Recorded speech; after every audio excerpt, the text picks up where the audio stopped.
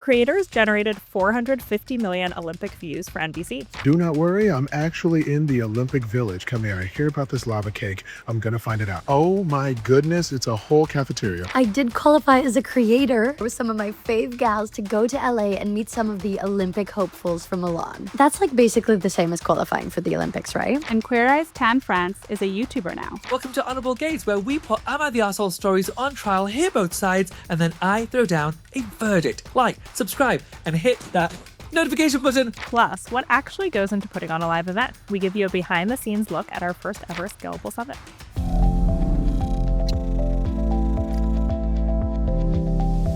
Hi, Jasmine. Hey, Kaya. And hi, everyone. Thanks so much for tuning into our weekly show about the creator economy. So we have spent a lot of time talking about how live events are so back. And now that we've organized our first Scalable Summit, we wanted to give you a behind-the-scenes look at what actually goes into putting on a live event. Today's episode also touches on two topics we covered during our conference in LA, the new sports playbook and the future of entertainment. First, we talked to NBC executive Geo Karapetyan, who dropped some new data on how creators drove engagement on social media for the Winter Olympics earlier this year. He first shared the data on stage at our event. Plus, we look ahead to the 2028 Summer Games, which will take place in LA, the heart of the entertainment industry and the creator economy. And also where I live. Later in the show, we'll also be joined by the one and only Tan France. He's best known for his role on Queer Eye, which aired its final season on Netflix in January. He tells us what life has been like after Queer Eye and what's next for him. But first, what actually goes into putting on a live event? I'll tell you, a lot of sleepless nights, a lot of teeth grinding for me, and a lot of nightmares about everything that could go wrong. I cannot tell you the number of dreams I've had about the summit over the past few weeks.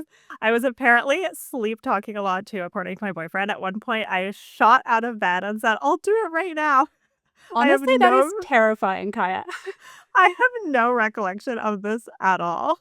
But clearly, deep in the psyche was my to-do list, even in my sleep.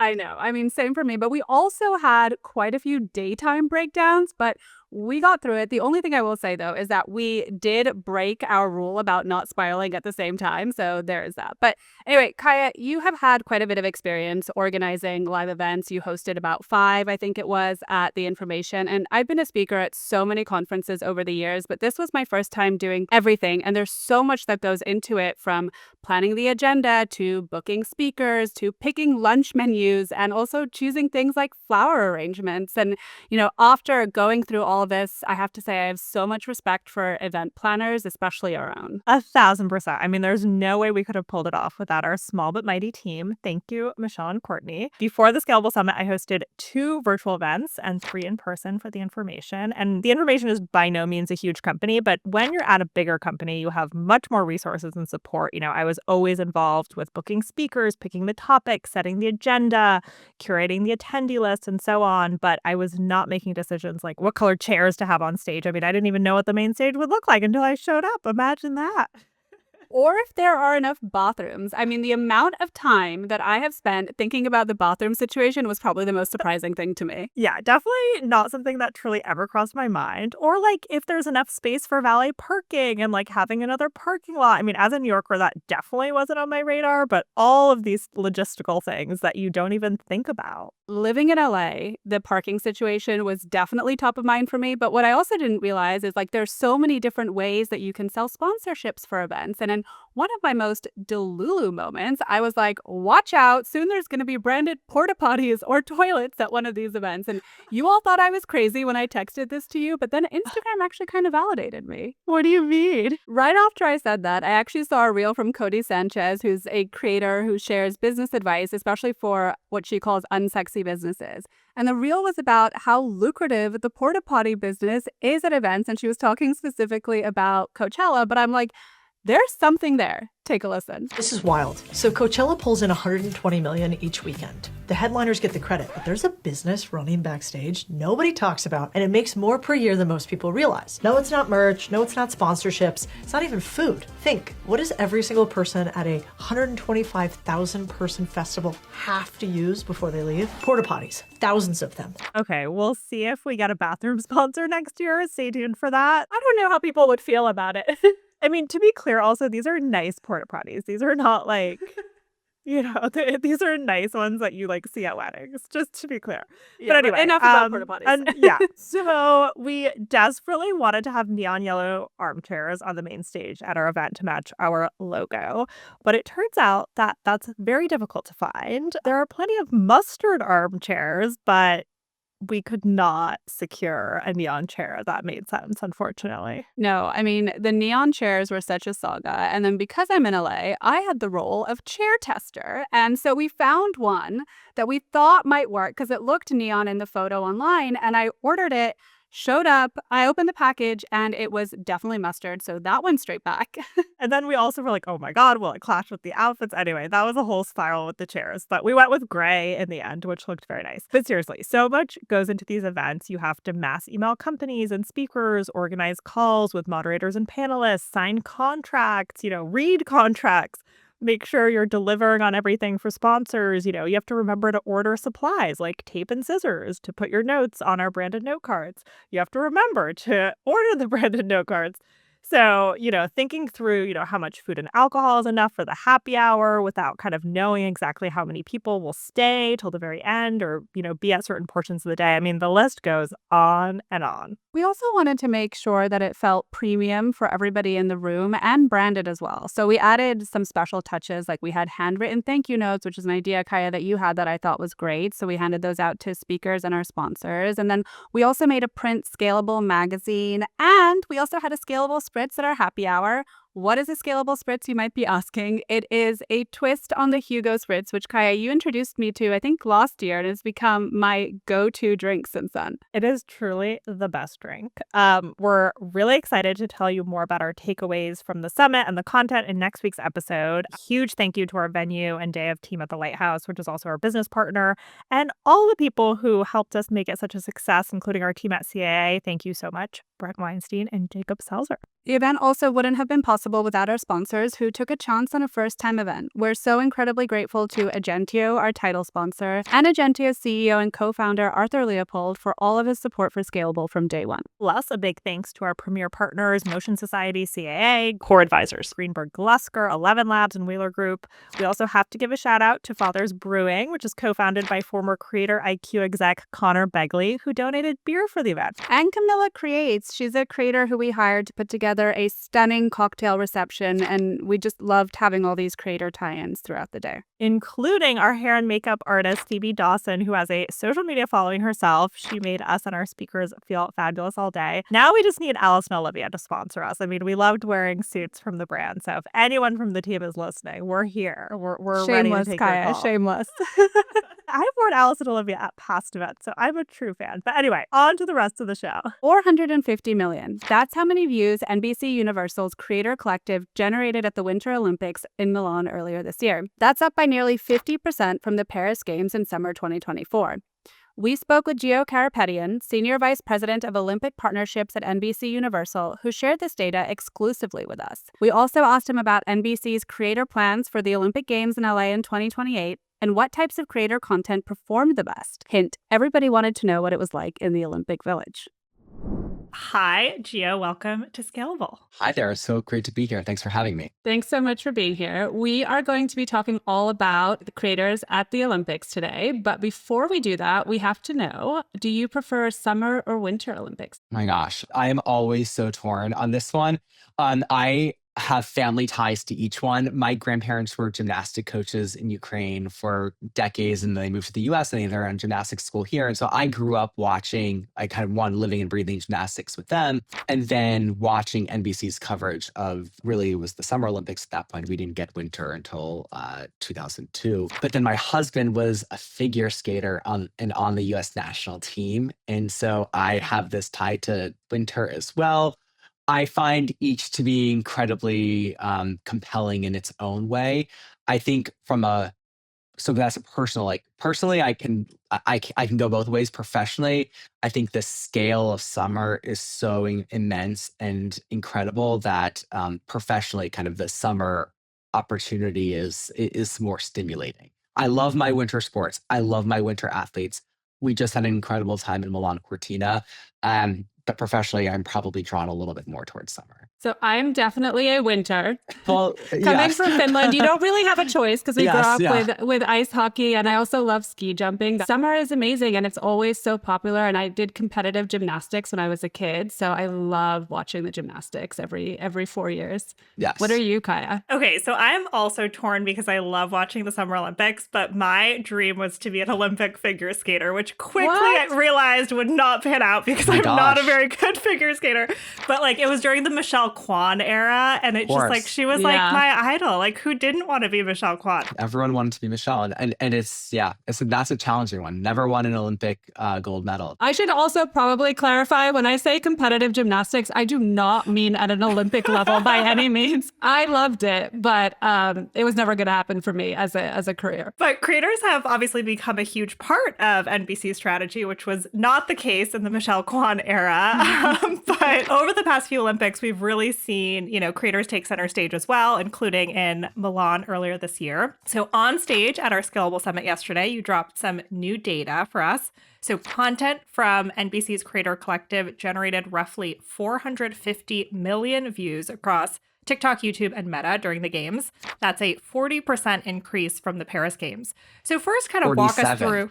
Oh, 47. Excuse me. So almost 50% increase. Amazing. First, kind of unpack what the Creator Collective is, and then we'd love for you to kind of help put these numbers into context for us and what they mean. So the Creator Collective, we brought it together for the first time ahead of Paris 2024. When we came out of Beijing in 2022, we really had a moment to rethink what our partnership playbook looked like and what our opportunity to engage fans looked like. We had 2 games that were impacted by the pandemic, and we knew that we had to re-energize the US audience from a fandom perspective. I remember shortly after Beijing, I was meeting with the head of NBC Olympics, Gary Zhang, and I was saying we should bring creators with us to Paris. Don't think I'm crazy. We should credential them like we're credentialed and let them tell the story of the games to their communities and to their fans directly. And to Gary's credit, he was very supportive. He's like, well, how would we do this? And what are the guardrails? And who's going to oversee them? And how would it work? And I was like, I will figure it out. And I knew that it was a moment for us to engage fans directly in a more authentic way and to bring Olympic fandom back to fans. And with the hope eventually that if fans are able to connect with that content directly through their favorite creator in a medium and in a fashion that was very authentic to them, they would then really value the Olympic experience more and potentially, and hopefully watch more of our coverage, whether on NBC or on Peacock. It took then that 2-year period from probably summer of 2022 until Paris, the start of Paris in July of 2024 to build that program out. It was something that had never been done at that scale before.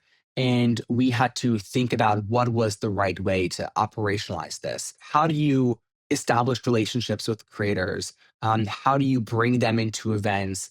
What access do you give them? What are the guardrails in place? And of course, we have to do this with our partners at the International Olympic Committee and ensure that we have their buy-in and their support as well, which I'm thrilled to say not only did we have their buy-in and support, but they also then ran their own creator program in both Paris and Milan Cortina as well with our coordination. So it was a very structured, well built out plan ahead of Paris. And it was our way to continue to further the Olympic movement through fan engagement. The Paris experience was a whirlwind. We learned so much in 17 days. We learned that fans loved engaging with Olympic content through the eyes of their preferred creators. They wanted to see these behind the scenes moments through access that only we could provide to them. The content really resonated with them in a way that was on par with even kind of standard highlights of the games itself, which we didn't allow the creators to make available in their content. But otherwise, the results of Paris were incredibly compelling for us. And then we knew we'd bring it back from Milan Cortina. And then going back to the numbers a little bit, I mean, 450 million sounds like a huge number. What can you put that in context? Was there a certain goal? For Paris, we had nearly 300 million views across the social platforms, and the same number effectively of creators that we had in Milan Cortina. We didn't necessarily have a goal. We knew that we had hopes for Milan that we would actually just meet the Paris number. Winter is by far and large what I would call a quieter games versus summer. You just have, by its design and nature, fewer sports, fewer athletes competing, and then to exceed it by nearly 50% was the real upside for us.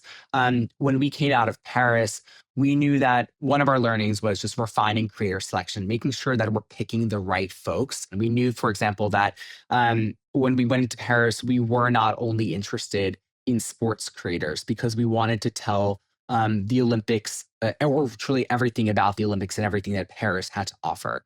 I often say that the Olympics isn't a sporting event, it's a cultural event. And so you have to look at it holistically. So we very much leaned into, yes, some sports creators in Paris, but also lifestyle. We did some fashion and some food as well.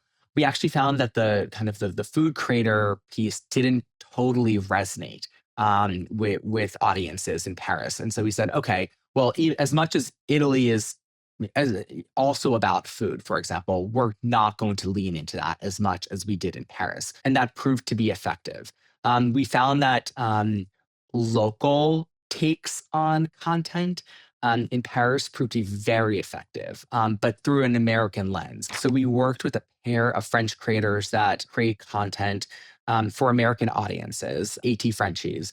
And they were with us in Paris, and they were, I believe, our top performing creator in Paris. And we brought them back from Milan Cortina because their content performed so well. And we thought, well, the French take works so well in Paris. Can we do that in Italy with Alex and Tom? But then also, what is the Italian equivalent of them? And so over time, we found who is the AT Frenchies of Italy, and we came to Lionfield, for example, and we brought them to Milan Cortina. And that also proved to resonate incredibly well with consumers. How do you say tower in French? Tour. What about lap? Tour. So how do you say the rook in chess? Tour, turn, tourne, and all tour around. Oh, tour. So how do you say the tower and the rook turn around the crow tour for a lap? La tour and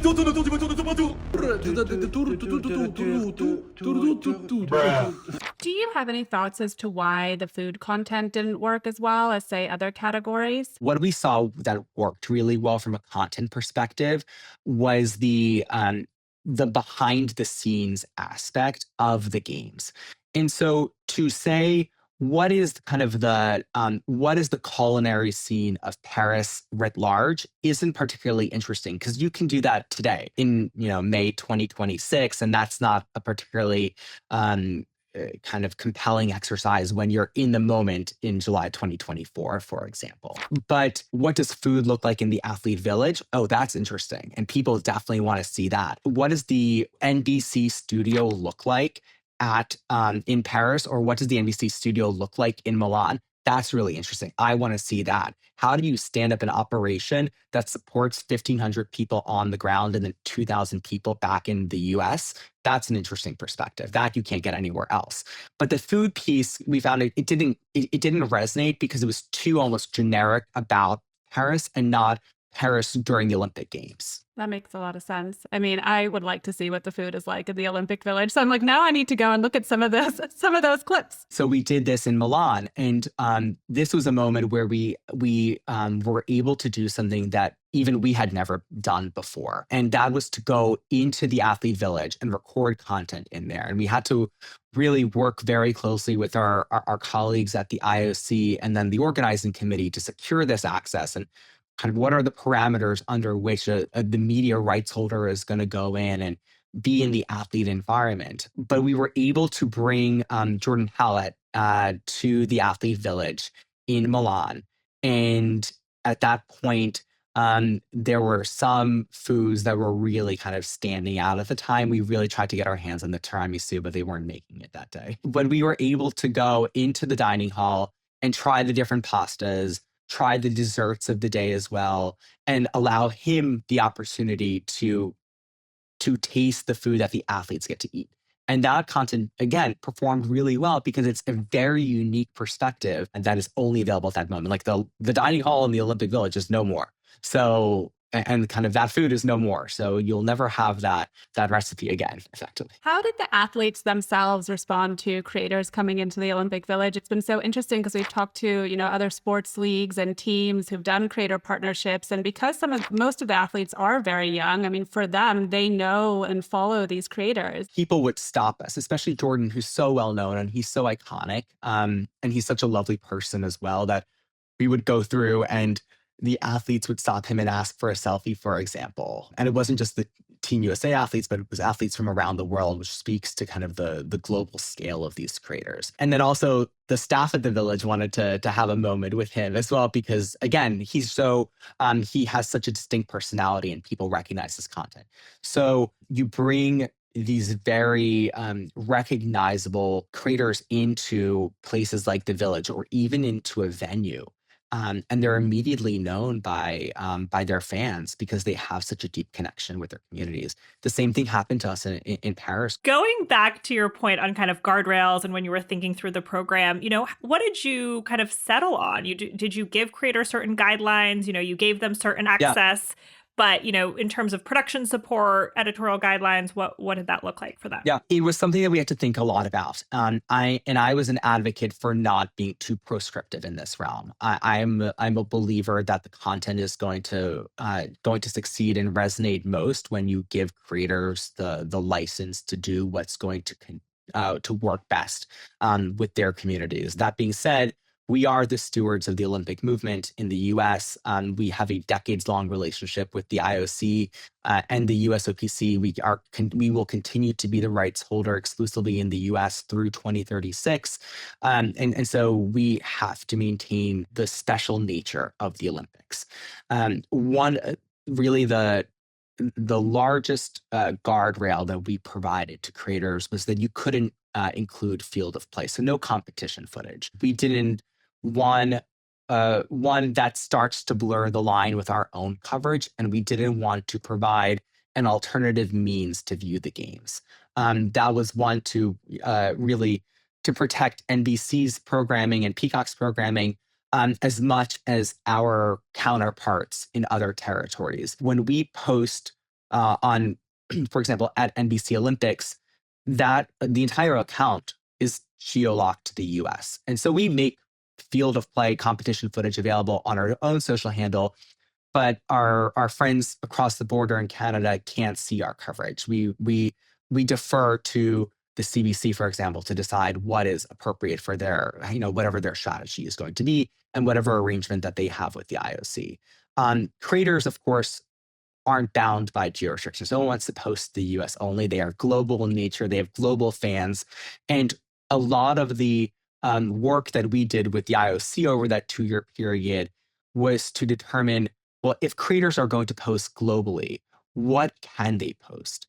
And really that kind of the red line was field of play. That was to ensure that, one, our own coverage was protected, and also the coverage of our counterparts in other territories was protected as well.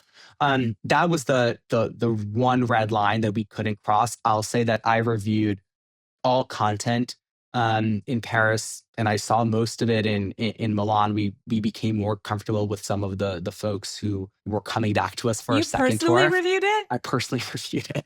Everything? Like even everything? Instagram stories?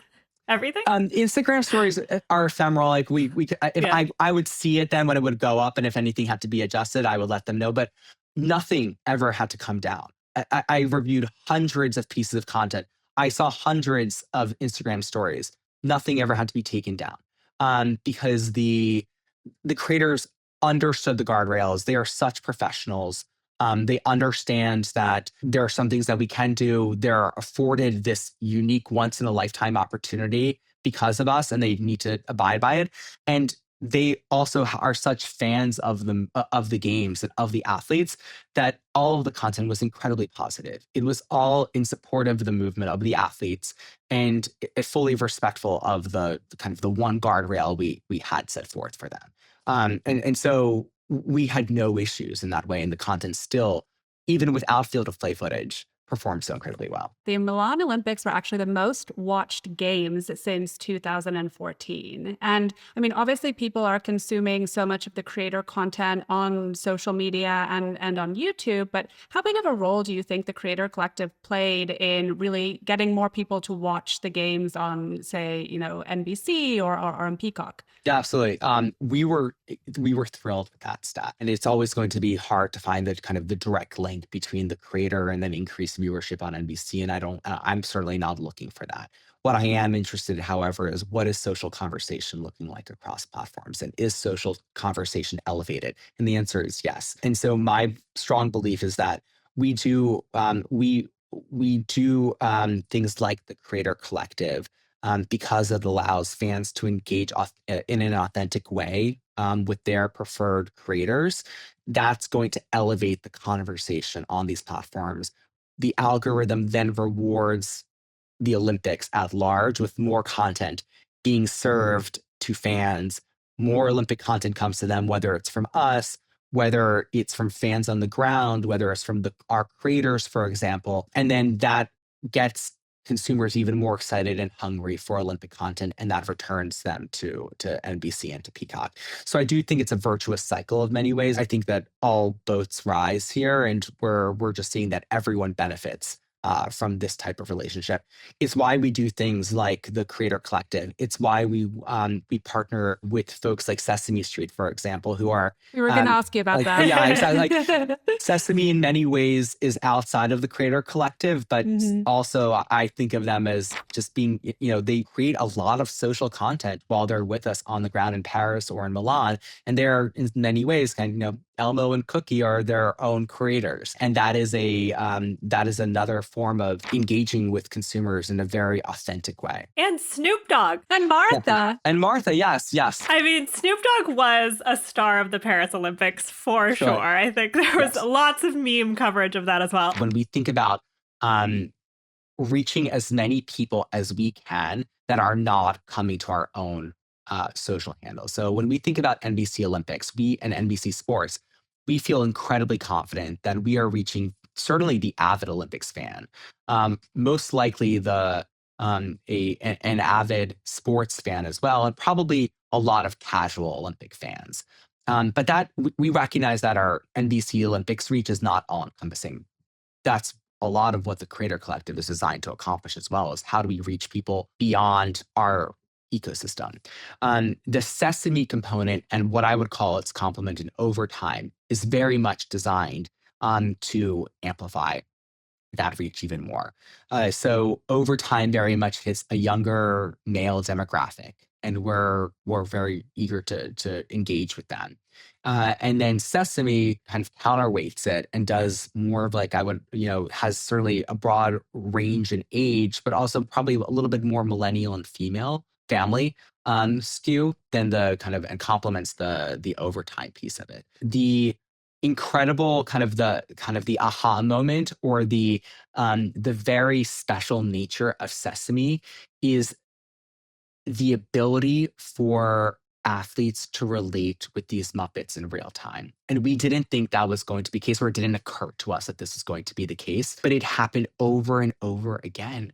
And so we found that, for example, in Paris in 2024, we had Jordan Childs was coming in, and she started crying when she saw Abby Kadabi, because she grew up watching Abby on Sesame Street in Milan as well. We had Elmo and Cookie Monster meet with Madison Chalk and Evan Bates the day after they won their silver medal in dance. They had such a kind of a deep emotional relationship with them. They even called, I believe it was one of Maddie and Evan's nieces on FaceTime, and Elmo was just chatting with them, and it was so organically emotional and real. And we didn't expect that athletes, like this would be one of the benefits, is that we would be providing a service to the athletes who, in addition to their incredible physical feats, are also really facing a lot of emotional challenges at the time. Like they are in this bubble, they're under scrutiny, and this opportunity for them to engage directly with some of their favorite characters from childhood is incredibly meaningful and powerful. And that's been really special as part of that relationship and that partnership. What's your favorite part of the Olympics? I mean, I know it's work and you're there and it's probably stressful, but what is your favorite part of actually being there? I think that you get to meet with so many people during from around the world during the games. There's this buzz and electricity that I have yet to find anywhere else. There's this excitement and enthusiasm that is felt by everyone. The one piece, though, that just strikes me every single time. I'm in venues often, and I kind of bounce around venues throughout the day. When a U.S. athlete wins gold, and then the medal ceremony starts, and they come out, and the armed services of the host country come out carrying the flags. They raise the flag, and the U.S. national anthem starts to play. I cry every single time because it is incredibly moving for me. Because I appreciate that the decades of dedication by this one athlete. And that their dreams have been fulfilled in this one moment. And they are so proud to represent their country is an incredible moment. And it's something that is so powerful about the Olympics and how unifying it is. It is, I see it kind of I feel it, I see it in the eyes of the athletes that will often cry during those moments. And the spectators as well. It's something that is very, very special to me, and I find only to be kind of that I only seem to find at the Olympic Games. So I want to look ahead a little bit because the Olympics are coming to LA next, which I'm personally very excited about because I live in LA. I know it's very early days, but how are you thinking about Olympics 2028? The games are obviously going to be on NBC's home turf, so it's not the same thing as being in a foreign country. LA is also, the capital of entertainment and the capital of creators, I would say. We have this opportunity right now, this moment in time, where after a winter games, you have 2.5 years until the summer games, as opposed to summer to winter where you only have 18 months. So we have this extra 6-month buffer right now where we can really think about what is it that we want to do in LA. And you're exactly right. There is the way that we are thinking about LA, just by its nature of being a domestic games, and then being in the capital of the creator economy just means that we have to think about it differently, and at a different scale. I don't have definitive plans to share today, but what I can say is that I'm confident that we're going to bring back the creator collective in some form, if anything larger than what we had seen in Paris and Milan. But we're also thinking through other elements that might be unique to LA. We have thoughts right now as it relates to the venues themselves, the games themselves. We're thinking about ways to provide an even more intimate look behind the scenes with us as we're building out our production plans. And given now that we have two editions of this under our belts, we know what we have to do to, one, run the program.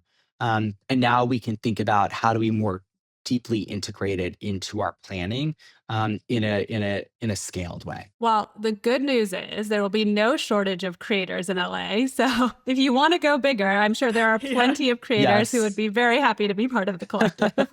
And that's really a question I have is like, what does that mean? Because there are going to be so many folks there. I'm excited to think about all of this. Yeah, no shortage of A-listers either. You're in their home turf as well. That is another factor. Another trend that we've been following is kind of the rise of creator athletes. We've seen it on college campuses shows with the rise of NIL, but we've really seen it at the Olympic Games where, there's always kind of standout athletes that, are showing the behind the scenes and either come in with an existing following or really blow up after the games. So curious on kind of the dynamic that you're seeing there and, how you're thinking about working with Team USA, especially for LA. We love our Team USA athletes so much. We have been thinking, and again, this was coming out of or leading up to Paris of 2024. Our colleagues at the NBC Sports Marketing were really thinking about ways that we can engage with athletes in the lead up to how do we build these personas that American audiences completely fall in love with during the games, and we found that structuring or establishing a formal program with athletes directly was a way to scale their social presence and to allow them to start building their profile ahead of the games. And so we've, in collaboration with the USOPC and the IOC, have formed a program called Fortius, and it works with a handful of Team USA athletes to build their social profile ahead of each games. It's really done in collaboration with us and the athletes directly. We bring them into opportunities with across the NBCU portfolio. So we're not just looking to expose them the moment that their Olympic trial comes up a month or 2 months or a few months before the games, but really 18 months or more before the Olympics. And we bring them into the wide range of opportunities that only NBC Universal has, both on the sports side and the other cultural moments, the other tentpole moments that NBC Universal has throughout the year. And we showcase these athletes both in our coverage, and then we work with them to build out their social profiles. We give them kind of the tools that they need to become creators themselves, to engage with fans directly. We have found that to be incredibly successful, both in the lead up to Paris, then Milan Cortina. We're certainly doing it again for LA right now. This is just another point in our ability to connect with fans authentically. And we find that, again, as you said, kind of like consumers love engaging with these athletes. They find them to be incredibly motivating, and this is something that we want to continue to empower. So, Geo, you have obviously played a really critical role in building NBC's creator strategy around the Olympics. But when we talked last, you told me that the Olympics job was your passion job and that you also had another main role at NBC. But now that's not the case anymore. So congratulations. Thank you. I've worn 2 hats at NBC. It's actually not that uncommon here. I've had the privilege of working on the Olympics in a side capacity that oftentimes has felt like a full-time job as well. While also leading distribution work for Peacock across app platforms. And coming out of Milan with the scale of what LA has to offer ahead of me, it occurred to me at the time and to my senior leaders, both at NBC Sports and also on the distribution side, that we really needed someone to focus full-time and exclusively on Olympic partnerships. And I've been offered the opportunity to step into the role to lead Olympic partnerships. And I'm thrilled to do that. It will continue to be a passion area of mine. And now I'm thrilled to be able to dedicate myself fully to that as well. And you've been at NBC, 13 years altogether? Almost 13 years now, yeah. So how many Olympics have you worked on altogether? I remember arriving at NBC in mid 2013. So we were about 7 months out from Sochi in 2014 at that point. And I said, "Hi, I'm here. What can I do on the Olympics?" And I think, I was 20 something years old, a manager, and my leaders at the time were like, "That's cute. That's nice. Why don't you run some data on the side, and then you can share it with a few people." And so Sochi 2014 was I dabbled a little bit in it. But Rio in 2016 was the first time that NBC ever started distributing, if you can believe this, video content off of NBC-owned platforms. And so we were doing things that at the time seemed groundbreaking for us. We distributed one 45-second clip on Facebook a day, and it had to be exactly 45 seconds and no more. And I remember doing that deal and kind of brokering that deal. We did a few Facebook Lives That was a big thing back in 2016. And we, in fact, had what I would call like the early iterations of our creator collective then, when we had, I think at the time we may have even called them influencers, with us in Rio, on the beach in Rio, doing Facebook Lives. And then we also had a partnership with Snap. So Rio was the first time that we really invested in partnerships and where I had a hand in it. So kind of call Rio and Pyeongchang kind of the early years. So 2 games there. And then Tokyo, Beijing, Paris, Milan Cortina. So 4 fully staffed games for me, and then 2 that were that I ran and worked on here from the US while the team was either in Brazil or in Korea. So 4 to 6, call it. Well, it's been amazing to see the evolution of it all. Yes, it's been very exciting as well. Tan France is a YouTuber now. Queer Eye ended earlier this year after almost a decade on Netflix. We talk about what life afterward has been like and what's next for him. Spoiler, that includes producing a new show on YouTube called Honorable Gaze. But that doesn't mean he's abandoning traditional entertainment either. He's back for the 2nd season of Hulu's crime series Deli Boys as a South London gang leader, a very different vibe than Queer Eye. We get Tan's take on how entertainment is shifting, how difficult it's becoming to reach your followers on social media, and what makes someone good at scripted versus unscripted TV. Plus, we talk about why his signature French tuck styling trick will always be a classic, and so much more. It's such a fun and insightful conversation, and we're excited to jump right in. Hi, Tad. Welcome to Scalable. We have both been such huge fans of the Queer Eye franchise forever, so we so appreciate you being here. I watched it even before it was on Netflix in the Bravo days, so I'm an OG. Whoa, weren't you like 3? Why were you No, parents literally, letting you I watch was that like at 3 really years young. old? No, I'm in my 30s, but I was young. Wow. They didn't have Peppa Pig back in the day. I've never seen the original version, but I can't imagine the content was right for a child. I don't think so either. I have to talk to my parents about that. Well, you learned how to dress up a room and style yourself, so that's something. I did, and I loved Carson. Carson was my favorite. So again, I've never seen the show, but I've seen everything he's done since. He's so funny. Like, he's hilarious. So funny.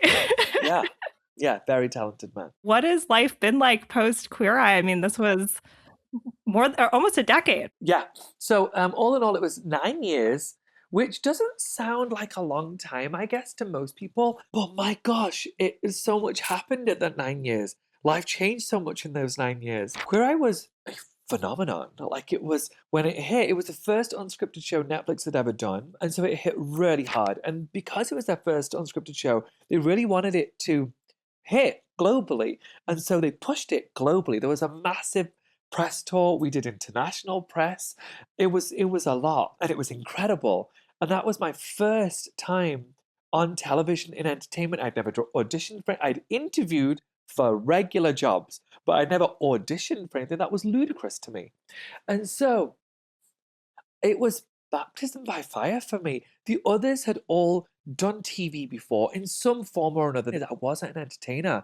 I was just a businessman. I got onto this show and it became just this monster hit and kind of took on a life of its own. It just kept churning and churning and churning. And then it all stops and it ended. And then you start to think, okay, what is next? How do you top this? And I realized towards the end, I don't have to top this. This is what people work towards their entire careers, is to have a show that is a history-making show. It won more Emmys than any other unscripted show in history. We did it. Where do you go from there? And I will say that the nice thing I feel about myself is that I'm constantly optimistic, and I always believe that things will work out, and I will make moves to make those work out. And so it's not being a what do I do next, is what do I want to do next? Not what should I do, what do I have to do? What actually is going to make me happy? Because I'm just going to say this very tacky thing, but Queer Eye took care of me. Like, being successful within those 9 years, you get a lot of opportunity. And so financial freedom is a real luxury. And then when you get out of the show, you did then get to make a choice. What do I actually want to do? Not what am I being forced to do to stay afloat? And so the transition for me is how do I make it clear that I'm not just French Tuck Tan France, even though I'm so proud of French Tuck Tan France and I can't believe what he did. And so the question is, how do I move forward in a way that makes it clear I'm more than just the clothes? Now, of course, it's a very different media landscape. It is linear TV, but even more than that, I mean, it's YouTube, it's podcasts. We have one, it's newsletters, and all the lines are blurring. And you've lived through this evolution as well. I mean, going from traditional or streaming to now YouTube. So tell us a little bit about your new show, Honorable Gaze. We got to watch the first Did you episode enjoy yesterday, it? and it was so fun. I feel so bad for the tall bridesmaid. If you haven't watched the show, you have to go see what I'm talking about. And I loved the graphics with the giraffe. That was very cute. Oh my God. And I love that it was in a theme. It was great because it really pulled you in, and it was so interesting to see all the different experiences that people had. Also, I love Rob Anderson. He's so funny. His videos about the 90s and his brilliant breakdowns of movies and TV have found me in the real algorithm. The spookiest Christmas tale is The Family Stone. So I was very happy to see him on the show with you. So to be fair, the algorithm found him for me too, and I was so grateful for it. Okay, so let me talk about what Honorable Gaze is. So post Queer Eye, I was wanting to do something as an ensemble again. I love working as an ensemble. I know that many just want to be the star. For me, I'm like, if I'm doing something entertaining, the camera will find me. If you're doing something entertaining, the camera will find you. But I really work well with others, in my opinion. And so I wanted to create a YouTube series that's like a panel show that we have in England. England has panel shows. They're really successful. Anyway, so I wanted to do my take for YouTube, and I wanted to bring on a couple of people who have never done this kind of format or TV before and see how that works. And I found Rob Anderson and Eric Cedeno. Both of them are content creators. They're both comics and wildly entertaining. And I don't know if you use Reddit much. I didn't use Reddit much at all until about a year ago. And then the only Reddit I care about is something called Am I the Arsehole? And so I decided to take that, turn it into a show, kind of like a Judge Judy, but with 3 gays. And we're not taking real legal cases. We're just taking opinion-based cases. And so, for example, if there's you as a bridesmaid and then you have an issue with a bride, you ask the internet, you ask Reddit, am I the arsehole or is the other person the arsehole? So you tell them the story.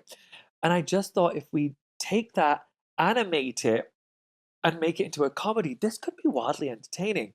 I think we've created what is a fantastic, highly entertaining show. I am my own harshest critic. I need you to know if I've done something that's shit, I will tell you. And there were many episodes on Queer Eye, I'm like, I wasn't my best on that episode. I don't think I was that good on that episode. There were certain episodes I'm like, I nailed that episode. But with Honorable Gaze, I've been so involved in every moment, every second of every episode.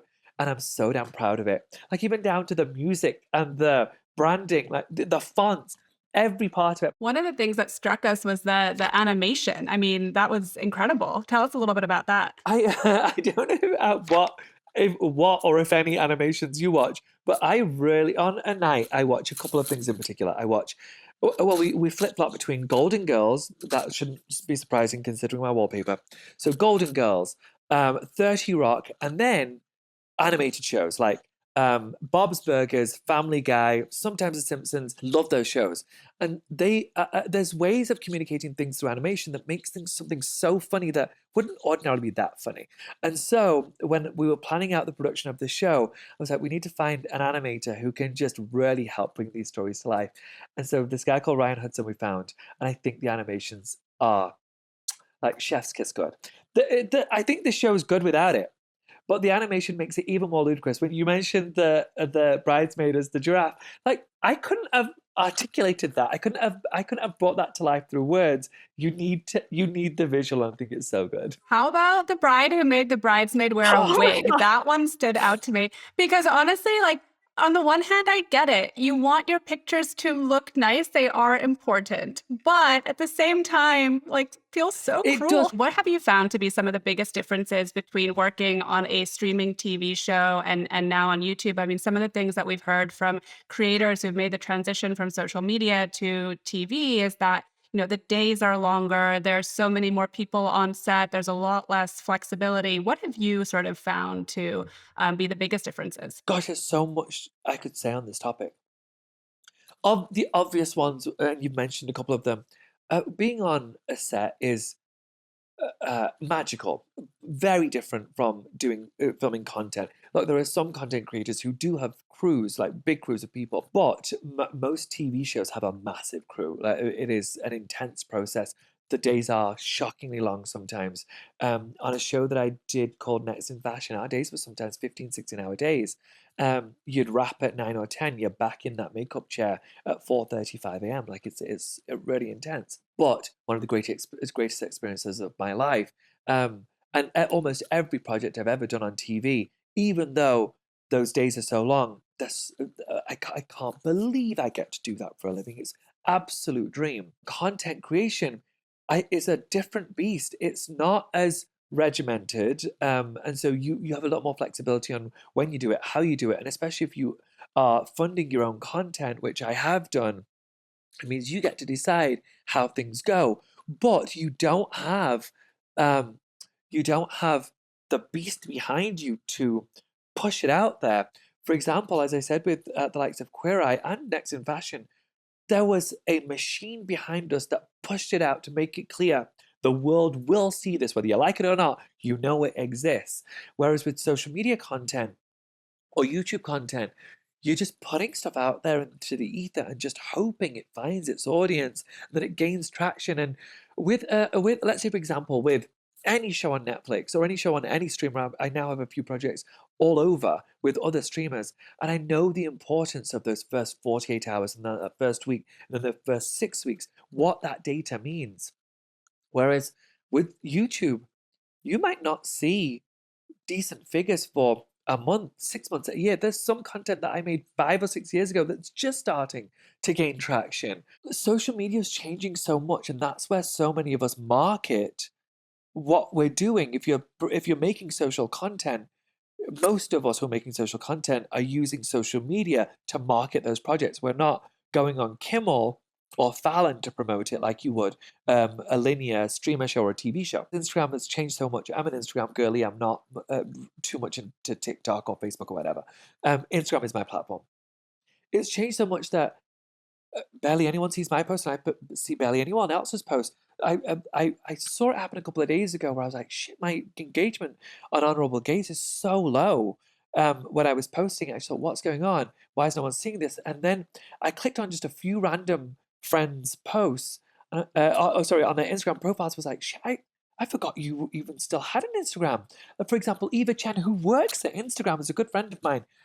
And I just thought, I've not seen your post in almost a year. I totally forgot that you were on Insta. And so it's done something where that marketing tool is no longer at your disposal, which is a scary place to be, where you're putting out social content on YouTube, and therefore you no longer have the safety net of, at least my almost 4 million followers will see it. They won't. Maybe 2,000 or 3,000 will see it, but that's it. I saw your Instagram story about this because you were announcing Honorable Gaze and you were saying, I don't know why no one's seeing this. So how do you operate in an environment like this? I think a big reason is because of the rise of TikTok, and that has had ramifications on YouTube and Instagram as well, where so much of what we're seeing is being served to us. And in some cases, that's good, right? Like, we both found Rob, right? Maybe we wouldn't have found Rob otherwise, but it makes it harder for you to reach kind of your audience who has chosen to follow you. So how do you operate in this new environment? Kaya, that's a good question. I wish you had the answer, because as you said, you saw my post about it. I mentioned it yesterday and again today. And my question was a serious question to the audience. Are you seeing this? And is this happening to you? Is it just me? Did I fall off? And I think that it's happening to many people. And a few people had even commented saying, oh my gosh, it's the first time I've seen one of your posts in months. I didn't know you were still on here. I don't know what the answer is, but I will say that it feels strange to say, oh, I've got this many followers. I don't. I've got as many followers as Instagram decides I've got that day. I don't have almost 4 million followers. I've probably got an average of 20,000 followers. That's it, because follower count doesn't seem to matter anymore, because you're not communicating with those people. It's a very strange shift. I'm sure that's how people felt who were on linear TV when we turned up and came on the scene. Like, gosh, these guys have been exposed to the entire planet where we only get America. Every shift you think, gosh, how is it that that changed so quickly? And how do I get onto this next carriage?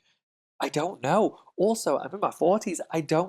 I'm not as with it as I would have been 20 years ago. I don't know how to move with those tides. I think you're spot on. I mean, I think there's always been a lot of change in the entertainment landscape. I think what's happening now, though, is it's moving so quickly. Like, it is not just you who's having trouble keeping up with it. I mean, and we hear this all the time from creators. I mean, they don't have the answer either. I think some of the strategies that we're seeing are that they are, some of the big ones that can do this are striking deals with Netflix to have a show there and reach different audiences. We're also seeing some more creators lean into live Yeah, in-person events to build their community that way because they know they're having trouble reaching their yeah, their core followers and fans on yeah. social media. But you haven't totally abandoned traditional entertainment either. I mean, you're returning to Hulu. Tell us about that too. Well, I do want to make it very clear. I hope to never leave traditional entertainment because I love it so much. And I do like that people in entertainment are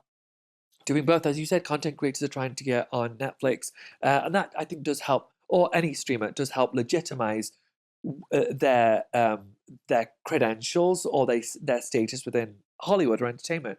But when it comes to on-screen or traditional media, I want to do as much as I can in that space.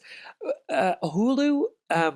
The show that I'm on Hulu is a show called Deli Boys. I did one episode on season 1, and I was so excited to do it because it was something that was so different for me. I play a I play a killer. I play a very violent straight man, which, if you know me at all from Queer Eye, that's not quite the brand I've pushed out there for the last 9 years. Why? Tell us about that. Yeah. Well, okay, let me start with this. Queer Eye, I would like to believe I was just sunshine. And that is my resting state. I'm smiley, I'm giggly, I'm not very serious of a person.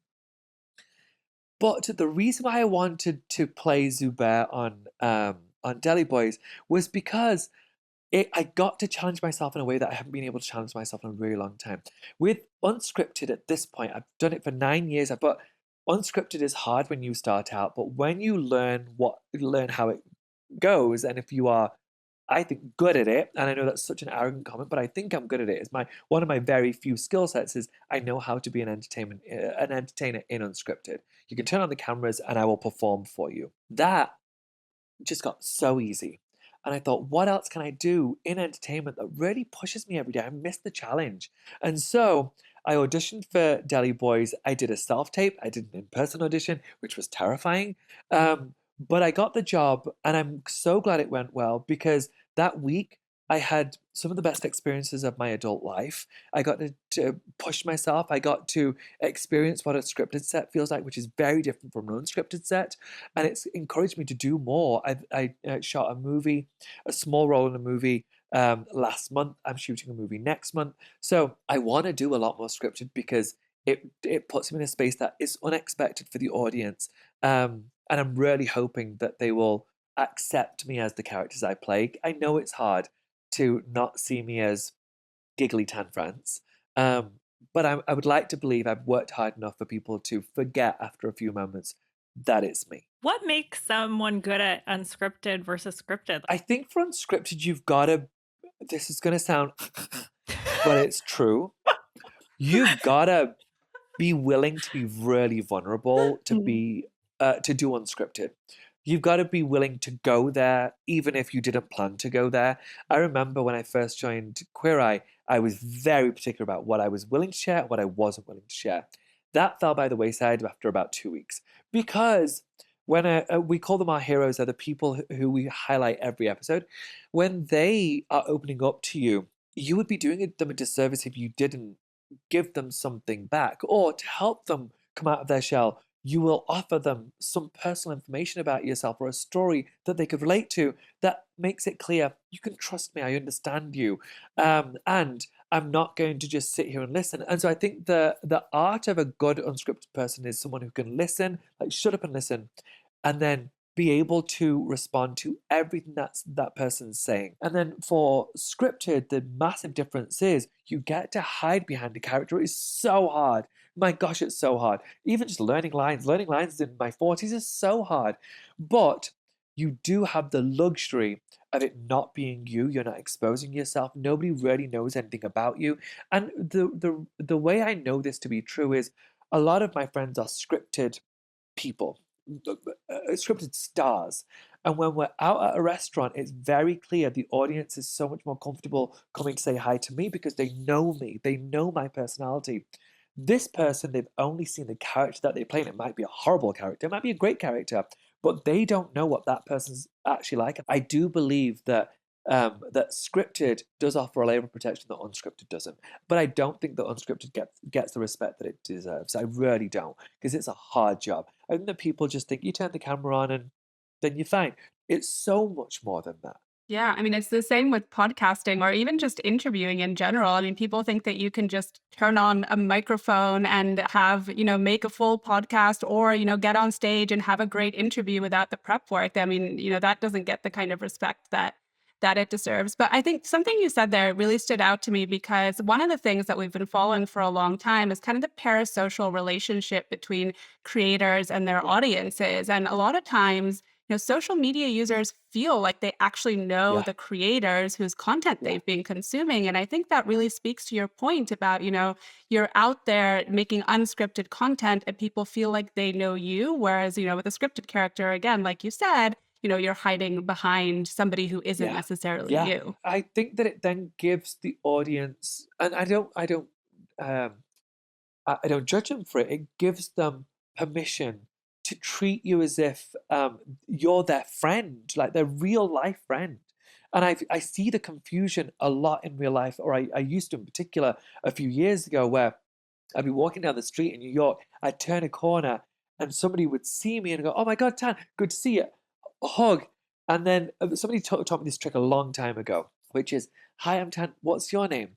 And as soon as you say that, they're like, "Oh my God, I'm so sorry. I forgot we don't know each other." I'm like, "Yeah, we don't, but that's okay. It's nice to meet you." They forget that you're not truly their close friend for a heartbeat. That can cause some, quite honestly, sometimes some weirdness with boundaries. To go back a little bit to the show, what is there certain things you've taken from streaming and traditional to now YouTube? I mean, obviously it's very different. One thing that kind of struck me is you guys are, behind pretty normal backdrops, but then you have the graphics, which make it more interesting. So it's produced, but I think there is something about, and this is something Jasmine and I talk about all the time. Like we, tape this from our homes, but now, production on social media is getting pretty high quality. Like these podcast sets look, Like, yeah, do we're we like, need do a we need a set? set? Do we need, like, I'm using my MacBook, camera Yeah. and a light that I bought Yeah, on TikTok same. for $5. Yeah. And I'm like, it kind of works. But are there certain things you're taking from streaming into this? And like, what's the right balance for YouTube?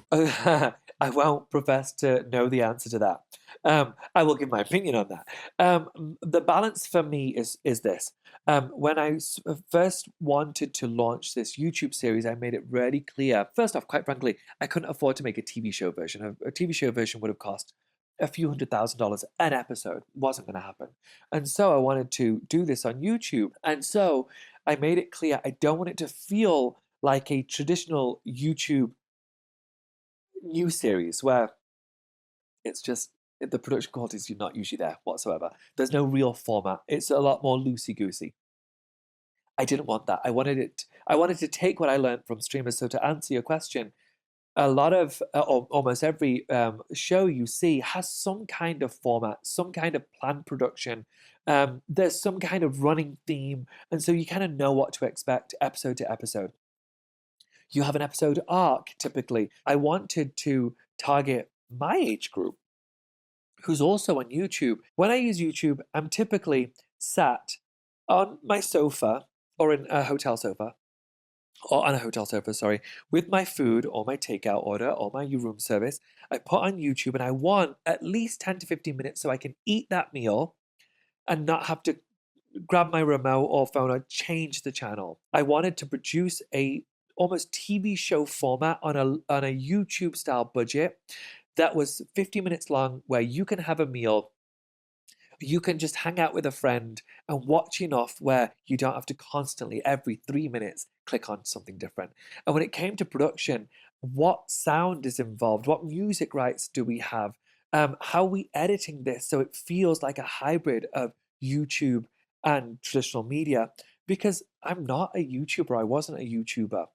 I don't want it to feel just like a YouTube show. I want it to feel like a hybrid so that everyone feels like it makes sense for them. Out of curiosity, what is a YouTube like budget to you? I mean, we've spoken to other creators, and some of them are spending, up to $5,000 a minute on shows. Others are spending $500 a minute. Where do you land? Well, it depends on the program, the format. For me, I won't give you the exact amount, but for me, thank Had you. to try. But for me, it's definitely not a low budget. It's that I wanted it to feel like premium YouTube content. So it's a few $1,000s an episode because animation costs a fortune. I could have taken the animation out and it would have been a couple of $1,000s an episode, no big deal.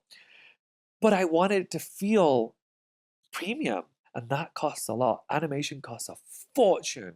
And just so you know, our limit is like 90 seconds per 15-minute episode of animation, and still that's a fortune. So yeah, the budgets are high for YouTube, but it depends on what kind of content you want. I will also say that I felt pressure to do nice content because of who I am. If I wasn't already known, if I wasn't already an entertainer, I probably would have thought I'll gingerly enter YouTube. I'll spend a couple of $100s an episode and we'll build to something bigger. But I have a reputation to protect also, and I didn't want people thinking, you put out a new series and it's garbage, get out of here. So you're funding the show yourself through your production company, French Tuck Media. But tell us a little bit more about how your revenue breaks down and how you're thinking about monetizing the show. So monetizing the show happens in two ways. AdSense, which is money that you get per click or per view. But really, it's sponsorship. We don't have sponsorship yet. Once the show finds its audience, hopefully you'll get a sponsor who can at least cover some of the production, if not all of the production of your series. And therefore, hopefully you can do multiple seasons. And so that's the goal for me, is when it comes to monetizing it, it's monetizing it so I can do more series. For me, all I'm hoping is that the sponsorship pays for an additional season and then even more seasons, because I love doing this show. But I've never really thought of this being my income. Maybe that's silly and maybe that's naive, but that's not the way I see it. My traditional media is my paid job. We'd love to do a little rapid fire with you if you're game Go. for that. Tan, what is the best career advice that you've ever received? Oh my gosh. It was from my dad. He passed away when I was 13, but it's the one thing I really remember, which is he used to say it to my older siblings: do everything, learn everything. We were the children of immigrants, and my dad used to work at random jobs before he then started his own business. And that's exactly what I did when I started my own company. I worked for many businesses so that I could then do it on my own and not have to worry about paying staff for the first couple of years. You're a YouTuber now. So what is something that social media creators can do that TV never allowed you to do? Be completely myself. If you've ever seen anything I've done on Netflix in particular, you'll see I'm edited a lot, and most people assumed, especially before I started doing YouTube stuff, that I was a prissy princess who doesn't swear and is always polite. Which I've got the most foul language on the internet. It's disgusting, and it lets me be free, and I really appreciate being myself. What's your favorite Reddit dilemma? When two parents end up dating and the kids end up dating, what do you do? Who has the right to stay together? They independently found each other. What happens in that situation? 3 staples you need to have in your closet. A great pair of jeans, a great white button-up shirt, because you can dress it up, dress it down in many, many ways, and the perfect black shoe, be it whatever you want, whether it's a heel, a flat, a boot, or whatever. But just with that, you can create many different looks with adding just one other thing, and it turns it into a new thing. Biggest fashion faux pas? Crocs. It's just not for me. French Tuck, is it still in? Will always be in. It's a classic. I know you're a big foodie cooking fan too. So what is your favorite comfort meal? This is going to make no sense to you if you don't eat Indian food, but dal and rice or dal and roti. It's in English, you would call it a lentil soup. Gorgeous. What is your least favorite food? Watermelon. I think the taste of any kind of melon, it turns my stomach. The smell is disgusting and the taste is vile. I don't care how sweet it is. I literally vomit if I can feel it in my senses. What is always in your fridge? Milk. I know that's so silly, but whole milk, because I have it in my coffee, I have it in my cereal. I still eat as if I'm 13 years old. So What is one cooking tip everyone should know? if you're gonna use onions in something, cook them properly, brown them to death. The browner they are, even though you think they're burnt, they're gonna create great flavor. Thank you, Tan, so much. This was such a joy and equally entertaining and insightful. So thank you. Thanks so much. It was lovely to meet you both. Thanks for having me on. I really appreciate it. Thank you so much. We so appreciate you being on.